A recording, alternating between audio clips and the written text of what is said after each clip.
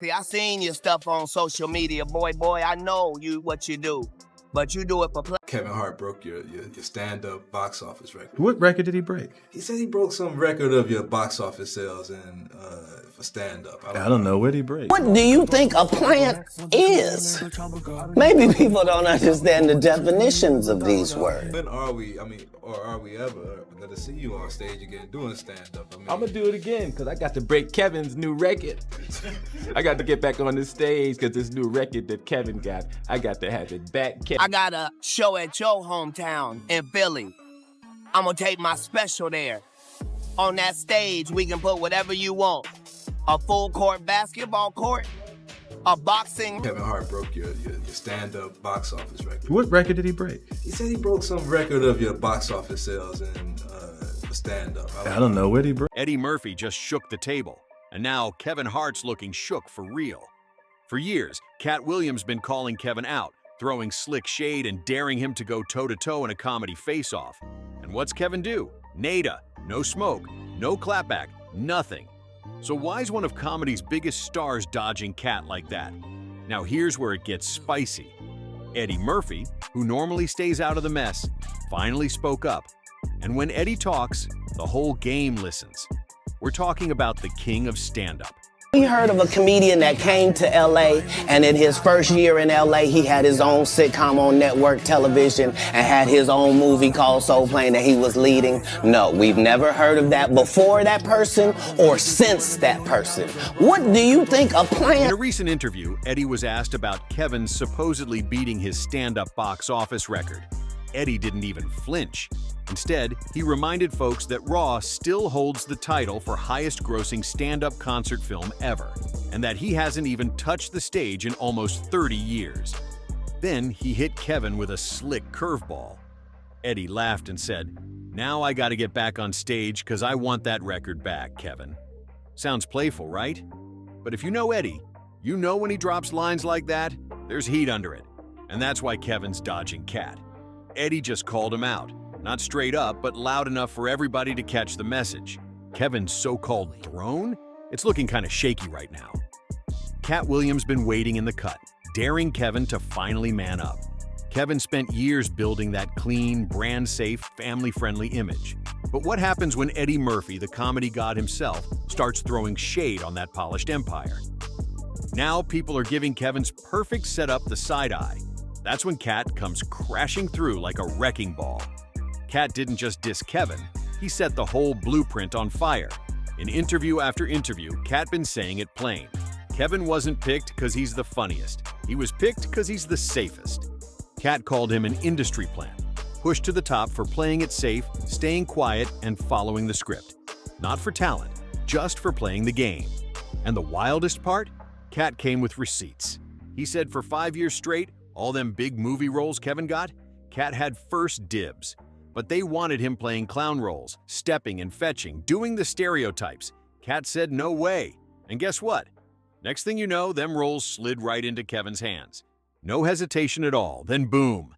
Eddie Murphy throws that slick jab saying Kevin's record don't even count. We want to thank you. Come here. Don't sit on the bed at night. No homo. No, just don't get close to the bed. Don't get close. But it's just like, yo, we want to thank you for hosting the thing, man. It's been a pleasure. You didn't have to do it, and you did it. No. I definitely didn't have to do it. I definitely didn't. And now Kevin's spot as the top dog in comedy? It's looking shaky for real. Like, maybe it wasn't all grind. It was connections and staying quiet that got him there. And maybe that's why Kevin keeps dodging Katt. It ain't because Katt's wild or negative. It's because Katt knows the real story. He's seen the shady deals, heard the offers, watched the game get played dirty. Katt turned down stuff Kevin probably said yes to. Now it ain't about box office wins or fame, it's about credibility. And in this industry where power protects its own, the last thing Kevin wants is Katt or Eddie still talking. Eddie's comments might have sounded playful, but that wasn't some throwaway line. When a legend like Eddie Murphy raises a brow at your success, folks start paying attention. They look closer, ask hard questions, and once that door's cracked open, it's tough to shut it again. Now, people ain't just wondering how popular Kevin is, they're asking how he made it to the top. Who helped him? What deals went down? What did he agree to? And what did he stay silent about? Hey, Kevin, when you hosted for Diddy, did you catch any baby oil? When I hosted for Diddy? Yeah. Nah? You asking the wrong person the wrong. And that spotlight's burning hotter now, like that wild Vegas party Kevin threw for Diddy back in 2010. Kevin wasn't just at that party, he was running the whole show. Back then, it looked like your average Hollywood wild night. But now, that old footage is popping back up, and folks are watching it with a whole new eye. In one clip, Kevin's in a dark bathroom, packed with women in bikinis, candles flickering, bass thumping, pure chaos in the air. Out of nowhere, one of the women's hair literally catches fire. And what does Kevin do? He laughs. No shock, no help, just laughter like it's a skit while her head's burning. Everyone joins in. No panic, no care. Just smoke, giggles, and cameras rolling. The cop comes over. Cop's like, license and registration, please. So Mike go, Buck, where's the registration for the cop? You know, he's got this African accent, right? Buck go. Man, you better get the fuck out of here. Stop talking to me, Mike. I don't know this shit. I don't know what that. Then another clip from that same Vegas night shows Kevin looking dead into the camera. Not for jokes this time, but to warn the crew. He tells them, "Don't film over there," pointing to where Diddy's chilling. No reason, no explanation, just a quick redirect like nothing's up. But of course the camera catches a glimpse anyway, and that's when the internet lost it. People started asking what Kevin was hiding, why he didn't want that area on film. It wasn't just about curiosity, it was that secret vibe, that weird energy that made folks feel like something shady went down. Kevin wasn't just some celeb who showed up and bounced, he was running the night. He set the vibe, controlled the energy, made sure the party stayed lit. He wasn't caught off guard. He looked comfortable. He laughed when things went left, stayed when it got weird. But now that comfort's looking real suspicious. Ever been the humble guy? I have time to not be humble today. I have time to fact check everything he said because the world of Katt Williams is a fictional. Fast forward to 2024. Federal investigators dropped heavy accusations on Diddy, saying he was throwing so-called freak-offs. Private parties packed with drugs, shady moves, and stuff way past innocent fun. Lawsuits and testimonies started revealing what really happened behind those velvet ropes. Now let's get this straight. Kevin ain't been accused of no crimes. There's no proof linking him to the illegal stuff they're digging into. But that's not what's got people side-eyeing him. What's making folks uneasy is how close Kevin was to all of it. On camera, in the room, laughing, moving attention away from certain spots. He wasn't just some random guest. He was in the mix. And now, when folks wonder why Kevin dodges certain questions or gets nervous, this is why. The footage is out there, the timelines match up, the connections are real. When paparazzi tried pressing him about Diddy, Kevin didn't clear things up. He dodged, stayed silent. And that silence? It said everything, especially when paired with clips showing him right there, part of the scene. That's why people start asking, what's he hiding? And maybe that's what Eddie was throwing that shade at all along. It ain't just about Kevin's wins, it's about what those wins were really built on. Once that wild Vegas party footage started circling online, folks went digging, and what popped up? More red flags. People rewatched old interviews, revisited Kevin's messiest moments, and that clean, family-friendly image started cracking big time. Kevin's been sold as the hardworking, squeaky clean comic. But the real story? Way messier than most fans ever knew. Let's take it back to 2013.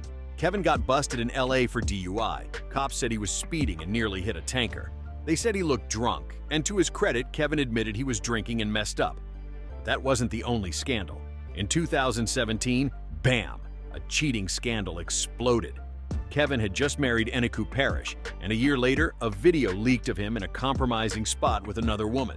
In Vegas again. But I was actually one of those comedians that said, no, I wouldn't wear a dress. There's no way. Dave Chappelle and I said that they tried to make him wear a dress. You have to have boundaries. You have to have limits that you refuse to cross. I know what they are. You got to know that you're a brand. You need to protect your brand at all times. And then when proposed with the opportunity of what I felt was funny, nobody made Martin put on a dress and nobody made Tyler Perry. It was a choice that But this wasn't just about cheating. Someone tried to extort Kevin using that footage. Kevin had to drop a public apology, staring dead into the camera, admitting he made a bad move. He said it straight to his wife and kids. But what made it sting worse? Eniku later revealed in a Netflix doc that she was pregnant when it all went down. Yeah, that cheating mess, a whole different level of betrayal. But Kevin's drama didn't stop there. He's been caught up before, especially over his old jokes. Back in 2018, when he got announced as the Oscars host, Twitter detectives went digging and pulled out old tweets and stand-up bits from the late 2000s, stuff people called flat-out homophobic. The backlash hit hard and fast. Folks demanded an apology. But Kevin? He stood his ground at first, saying he'd already addressed it and wasn't apologizing again. But as the heat cranked up and the spotlight got brutal, he stepped down from hosting and finally dropped that apology on social media. Here's what's wild. None of these scandals popped up out of nowhere. And if you peep the pattern, it's the same every time. First, it's deny, deflect, or brush it off, then come clean only when there's no way out. It ain't just about the slip-ups, it's how he handles the fallout. It screams damage control over real accountability. The move? Protect the image, save the brand. And what's even messier, look at the company Kevin keeps. He rolls with some powerful Hollywood names, including folks now under fire like Diddy, who's swamped in allegations about wild private parties, shady business, and disturbing behind-the-scenes behavior. Let's get it straight. Kevin Hart hasn't been accused of any crimes, but his name keeps coming up when folks talk about staying quiet, protecting the wrong people, and getting way too cozy with powerful figures who got shady reps. It ain't always about breaking laws. Sometimes it's about who gains when you stay silent. And that's exactly what Katt Williams went off about during his viral 2024 sit-down on Club Shay Shay. That wasn't just an interview. It was Katt spilling everything he'd been holding back about the comedy world, and right in the center of that fire, Kevin Hart. For Katt, this wasn't jealousy. It wasn't petty drama. It was about how Kevin shot to the top at lightning speed. Katt said real comedians don't skip the grind. They hit club after club, city after city, building fans the hard way. But Kevin? He looked like he skipped the whole process. And Katt didn't just talk, he came with receipts. He called out holes in Kevin's so-called rise, especially in that Netflix doc Kevin did with Chris Rock. In that series, Kevin's roots were painted deep in the East Coast stand-up game. But Katt was like, hold up, if that timeline's real, how was Kevin grinding in LA at the same time? To Katt, it smelled fishy. So how was Kevin out here grinding on the East Coast and building a career in LA at the same time? That's the question Katt Williams dropped, and he wasn't playing when he said it. Katt didn't throw that out as shade, he called it what it was, serious. That's when plant came into the mix, not as some random diss, but as a real accusation. For Katt, a plant ain't just industry talk. It's somebody placed in the system, handed roles, boosted by the right folks, then packaged like they made it all happen on their own. No grind, no battle scars, just instant stardom gift-wrapped in PR. And that's how Katt saw Kevin's rise. Those record-breaking deals, the huge roles, the fast takeover, it didn't feel like the natural reward of years on the road. To Katt, it felt manufactured, like a setup. So he started asking what everybody else was too scared to say out loud. Now, to be fair, Kevin's pushed back on this before. In a 2014 sit-down with Oprah on Oprah Prime, she asked him straight up about folks saying his rise seemed too fast, too easy. Kevin said Hollywood makes everything look overnight. But he'd been grinding 18 years, paying dues, learning from legends like Eddie Murphy and Chris Rock. Kevin told Oprah his house was covered in photos of comedy legends. To him, that was fuel. What separates me is my drive. My drive is other people's success, he said. But here's where the cracks start showing. Katt never said Kevin didn't work hard, that wasn't the beef. The real question? Who helped him skip ahead? What doors opened for Kevin that stayed slammed shut for other comics? Most comedians don't get to skip the grind. But when the buzz around Kevin's fast rise hit its peak, Katt turned up the pressure. And he didn't just call out Kevin, he called out the whole system. Katt wasn't buying the fantasy that Hollywood magically lifts the funniest to the top. To him, it's a rigged game, run by gatekeepers deciding who wins and who stays out in the cold. And in Katt's eyes, Kevin didn't just get lucky, he became one of those gatekeepers himself. To back it up, Katt pointed at Kevin's link to Tiffany Haddish. Everyone knows her now from Girls Trip and that iconic SNL moment. But before all that, Tiffany's story was rough, real rough. Tiffany's been real about her struggles. homeless, sleeping in her car, grinding hard just to survive while chasing that comedy dream. In a 2018 Vanity Fair interview, she shared a story that's always painted Kevin as a hero. But Katt, he saw it way different. Here's what went down. Kevin and Tiffany were both at the Laugh Factory when he found out she was living in her car. He gave her $300, told her to grab a hotel for the night, and sat her down for a serious talk. He told her to write down her goals, step by step, and chase them like her life depended on it. Tiffany ran with that advice. She got a motel, made that list, and started checking off the boxes. Roles she dreamed of, actors she wanted to work with, big career moves. But Katt wasn't buying the Hollywood fairy tale version of Tiffany's rise. During a fiery interview on V103's Frank and Wanda in the Morning, he went all in. He questioned whether Tiffany had truly earned the crown the industry put on her head. Katt reminded folks Tiffany had been doing comedy since 16, but then dropped this: "You can't tell me your favorite Tiffany Haddish joke." And the room went silent. His point? If she's top tier, where's the material to prove it? He pressed harder, saying she hadn't done a tour, hadn't dropped a stand-up special. That's the thing. Katt said Tiffany hadn't proved she could hold a stage for an hour, and maybe didn't even write her own material. To him, it felt like the industry threw her in the spotlight, not because she was fully ready, but because she fit that marketable image. And then it really got heated. Katt pointed out how the industry was quick to throw Monique, an OG with real comedy chops, under the bus while lifting someone fresh off Girls Trip. "You think she wrote Girls Trip? Goofball," Katt snapped. Or was that script just handed to her? He was calling out what he saw as a setup, a fast rise with no solid foundation. When host Wanda Smith tried to defend Tiffany, saying fans loved her for being real, Katt clapped back, "Since when did being real become a marketable product?" He wasn't done. Katt even hinted that part of Tiffany's rise came from her public crush on white men, especially Brad Pitt. He suggested that openness helped her navigate an industry still run by old-school power players. Katt wrapped it up by shining light on the bigger problem: the way the industry keeps ignoring black women in comedy who've been putting in work for decades. He name-dropped legends like Luenell, Miss Laura, and Melanie Camarco, women grinding forever with no red carpet treatment. "They put in work," Katt said, "but you don't see the industry lining up for them." That jab hit hard, and Kevin Hart wasn't staying quiet. Not long after, he showed up on The Breakfast Club with Tiffany right there beside him, and he came swinging, aiming straight at Katt. Kevin fired back hard. He said, "You had the shot. You were set up to be the star, but you didn't show up to work." Kevin claimed Katt missed promo shoots, bailed on chances, and got too unpredictable for studios to trust. "You became a risk," Kevin said straight up. Then Kevin flipped it, accusing Katt of tearing others down instead of owning up to how his own career fell apart. In Kevin's eyes, Katt had all the chances and fumbled the bag. But this clash hit different because Katt wasn't just name-dropping. He came with details. Katt said nearly every big comedy film Kevin starred in over 5 years, those roles were offered to him first, but he turned them down. Why? Because the parts leaned heavy into stereotypes he didn't want to touch. And some scripts, as Katt put it, pushed humor that didn't sit right with him. "I'm not against comedy," Katt said, "but I'm not going to play into every joke just to get ahead. I'm not taking shortcuts. I'm not playing something I don't believe in." That's what Katt made clear. He claimed he tried giving feedback, offering changes, but the studios weren't listening.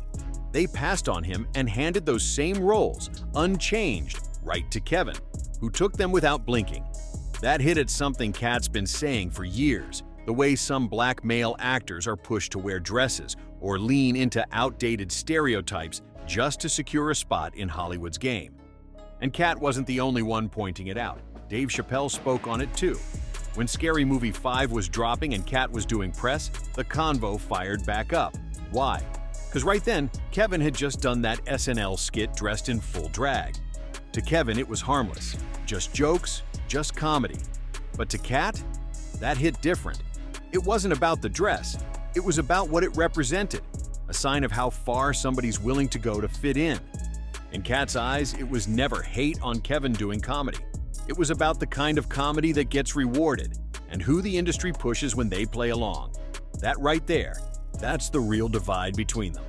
Katt believes he got left behind because he wouldn't play the game. He turned down roles, challenged scripts, and wouldn't stay quiet about the power players pulling strings. And for that, he says Hollywood moved on without him. Kevin? He sees it totally different.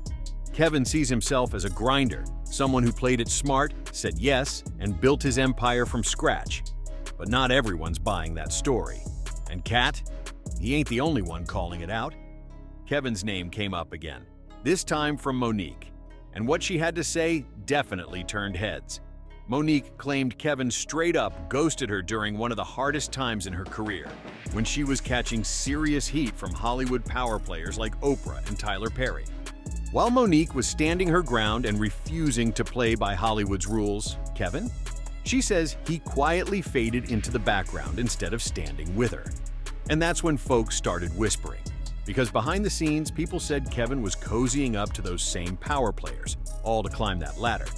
But here's where it gets interesting. In 2021, Kevin brought Monique onto his Comedy Gold Mines podcast. And it wasn't just jokes and light talk, they got real.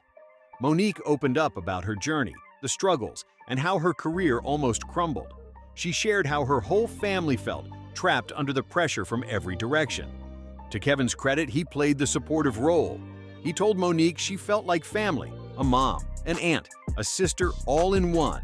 He even said he wanted to help her through the storm.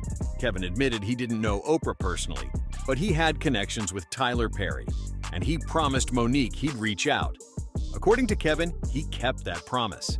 He said after a real heart-to-heart with Tyler, he came back to Monique with good news. Perry was ready to leave the past behind and move forward. Kevin tried playing peacekeeper, telling Monique, "Let's leave that negativity in the rearview, Mo.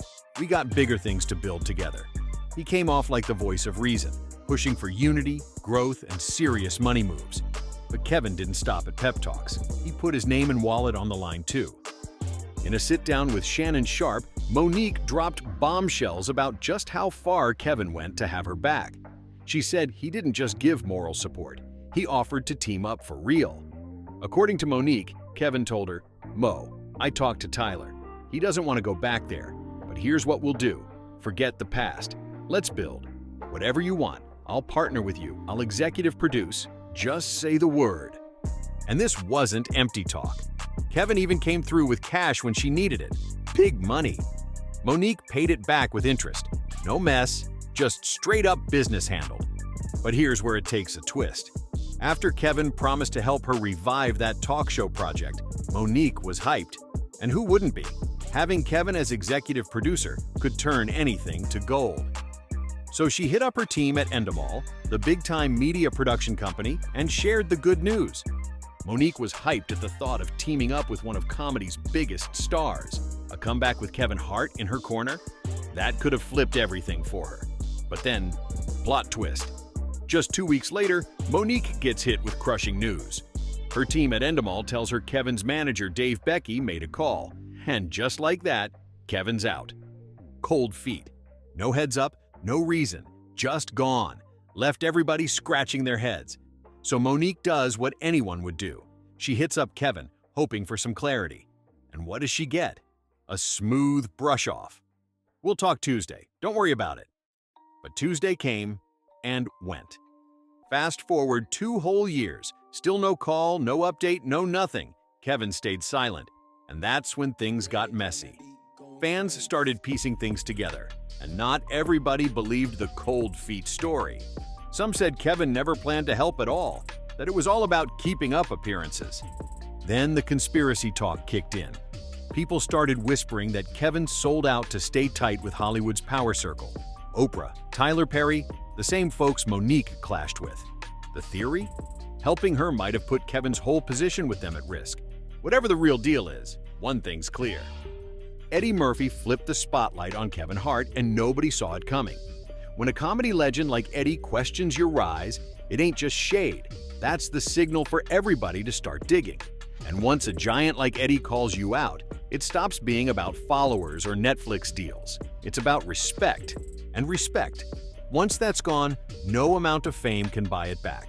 So what's your take? Did Kevin play Monique, or was it just bad timing?